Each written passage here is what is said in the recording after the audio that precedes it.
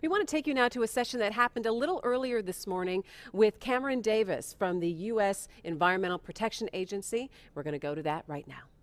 Well, thanks to all of you on the Commission for sending your July 17th letter. The Commission outlined several ideas. It was a very thorough letter, several ideas on what you think the U.S. EPA and its sister agencies can do to help make the GLRI even better than it is today, to help improve it. I'm not going to go through the entire letter, but I do want to hit on some of the highlights of it. Ongoing coordination with states was one of the points that you all made. We couldn't agree more. One of the things that we're trying to do to better systematize our coordination with the states and everybody else is establishing a Great Lakes Advisory Board. And we're working through that process right now, but we hope that it lends itself to being a more methodical way to stay in touch, to coordinate, and of course, any time that the Commission has requested a meeting or some other conversation to better coordinate, we've always honored that and we'll continue to do it. Efficient state funding was another point that was made in the letter. We agree one of the things that we've heard loudly and clearly is that there needs to be a way through the GLRI to allow the states to do their very best work and to do it in a way that minimizes red tape. So I do anticipate that we will continue state capacity grants under the GLRI, which I know has been helpful.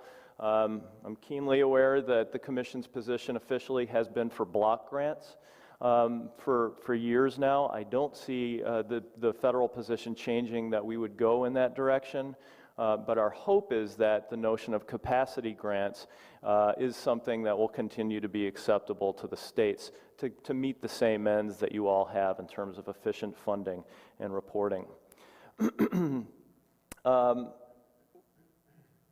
One of the things, too, that we've also heard is recognize that some states are slow in spending their GLRI funds. I think we can safely say that we do recognize that, but I can also safely say that our position is not going to be able to change. I don't think we have the luxury of being able to change the position that we're going to have to continue to work with the states to ensure expeditious and effective expenditures of the GLRI.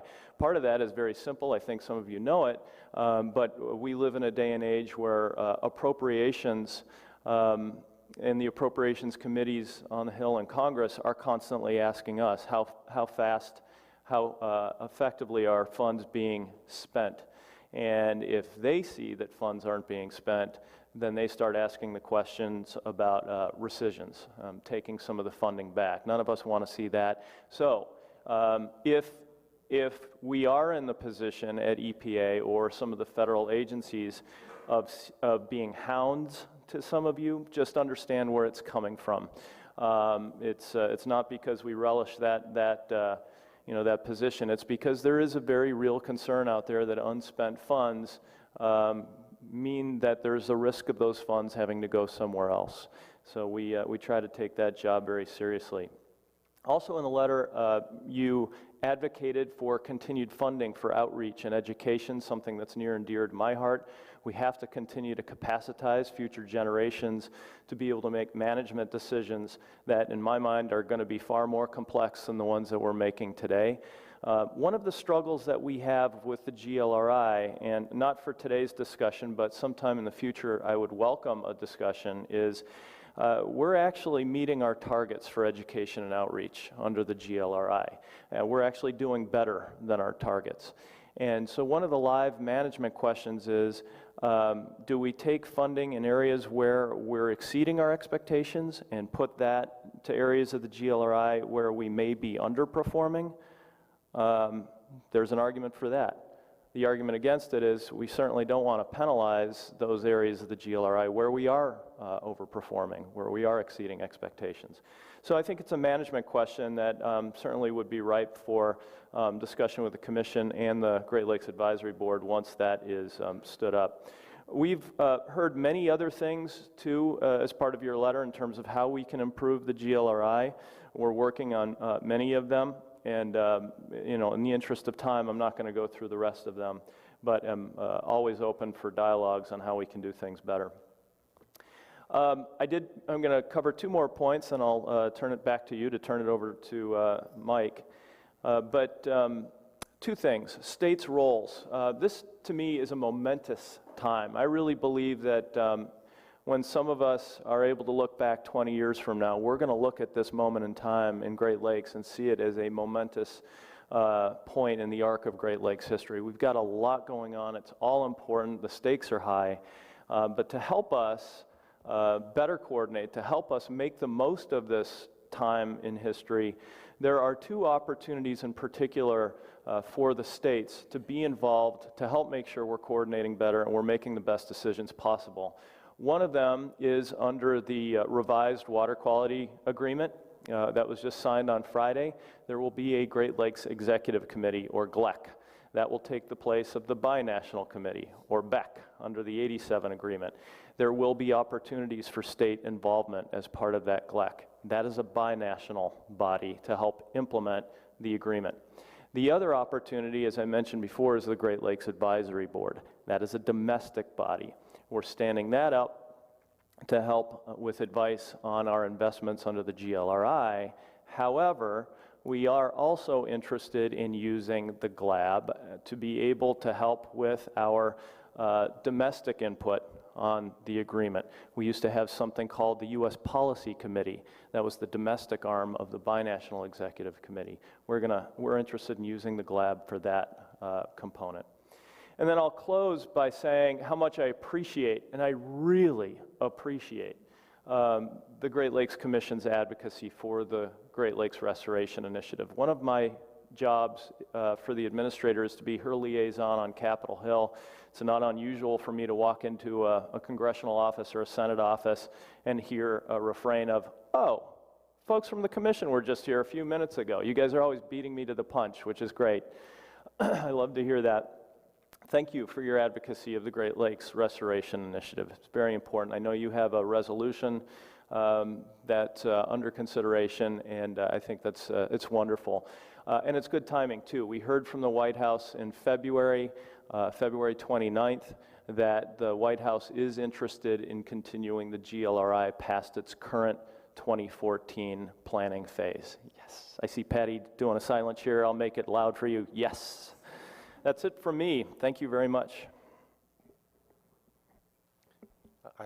Well, Michael Goffin, Environment Canada, and thank you for the opportunity to speak for a few minutes on Canadian actions in the Great Lakes. I was asked to speak to the Canada-Ontario Agreement and Environment Canada's activities in relation to the phosphorus issue, which I see is going to be addressed later in your agenda.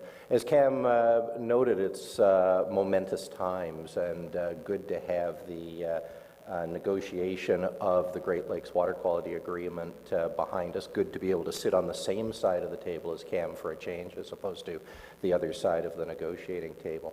In Canada, that's set us up to renew our Canada-Ontario agreement with my colleagues from Ontario. Officially, it's the Canada-Ontario agreement respecting the Great Lakes.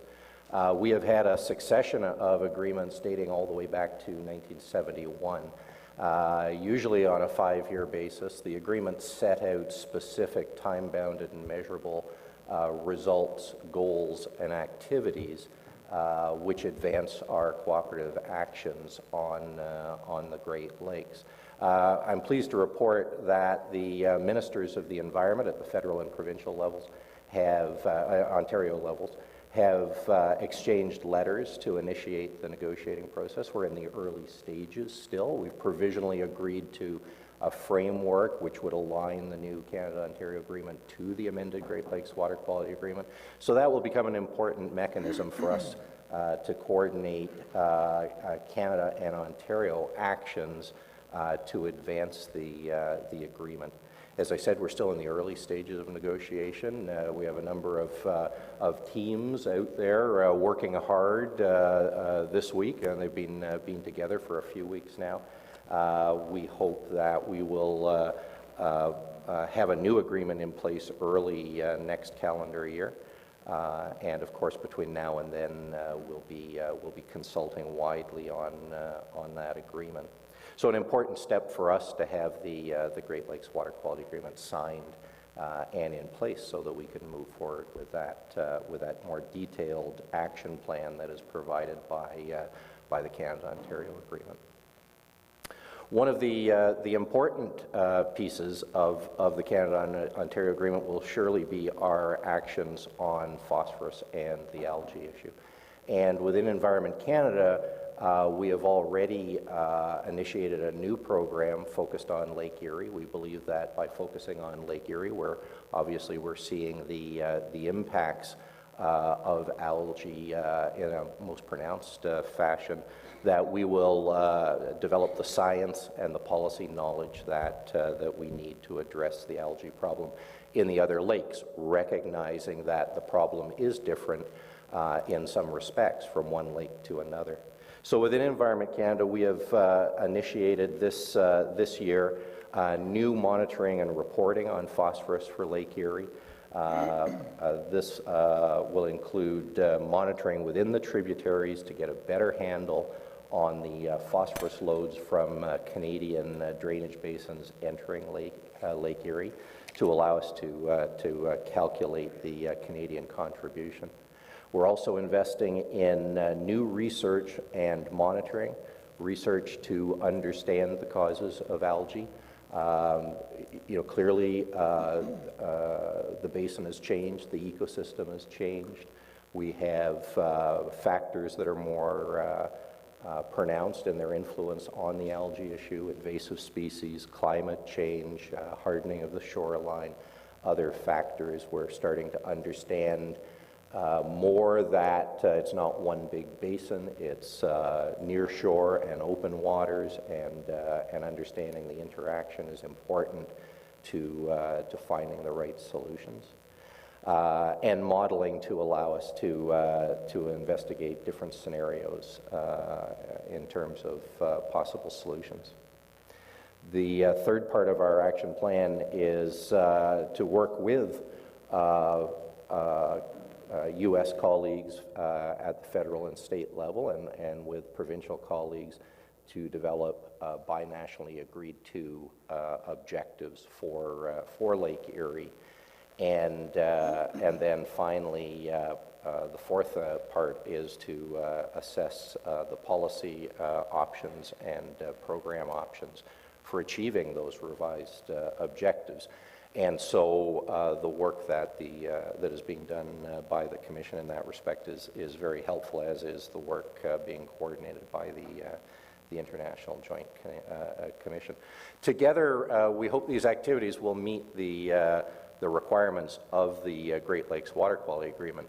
And I'm sure many of you have had an opportunity to review those requirements. But in relation to phosphorus, what the agreement lays out is a process by which we establish lake ecosystem objectives, so describe the conditions, the ecosystem conditions we are striving, we agree to strive to achieve. Backing away from that, the concentrations of phosphorus, which will help us achieve those ecosystem objectives in both open waters and near shore, including embayments. Then from that to determine the loadings and the loadings reductions that we need to achieve those concentrations. And then finally the loadings apportionment between our two countries and then potentially between drainage basins within each jurisdiction. So we're confident that that early investment in work on Lake Erie will help us achieve the agreement objectives. And then, just to be specific, it is to have the revised binational targets in place within 3 years, and to have comprehensive strategies for achieving those objectives within 5 years. So we hope that we'll be able to achieve that with that investment and contribute to reduction of algae in Lake Erie.